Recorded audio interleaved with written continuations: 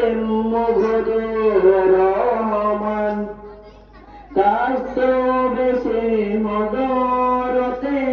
বিলালের মধুর আজান সেই আজানে ছিল এমন প্রেম মুগ্ধ রহমান দয়াল নবীর পিছে নামাজ পড়লে কেমন হতো দয়াল নবীর পিছে নামাজ পড়লে কেমন হতো দিনী কত আলোচনায় থাকতাম আমি আজম সামনে রসুল পাক হতো পাশে পাগল